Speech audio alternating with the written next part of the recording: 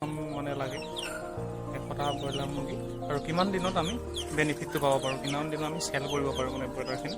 আৰু এই ভিডিঅ'টো সেইসকল লোকৰ বাবেহে যিসকলে নতুনকৈ ব্ৰইলাৰ ফাৰ্মিং কৰিব বিচাৰিছে। তো আশা কৰোঁ আপোনালোকে মোৰ এই ভিডিঅ'টোৰ পৰা যথেষ্টখিনি উপকৃত হ'ব।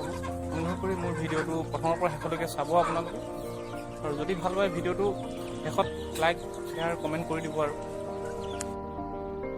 বন্ধুসকল, আমি সকলোৱে জানো যে মুৰ্গী ফাৰ্মিং মানে যিটো ব্ৰইলাৰ ফাৰ্মিং হয়, সেই ফাৰ্মিংটো আমাৰ এতিয়া অসমত বুলিয়ে নহয় ভাৰতবৰ্ষতে, গোটেই ভাৰতবৰ্ষতে এটা ভাল বিজনেছ হিচাপে মানে ভাল ফাৰ্মিং হিচাপে পৰিণত হৈছে। আৰু এই ফাৰ্মিঙৰ দ্বাৰা বহু নিবনুৱা যুৱক যুৱতীয়ে নিজকে সংস্থাপন কৰি বেলেগকো সংস্থাপন দি নিজৰ পৰিয়াল চলাই আহিছে।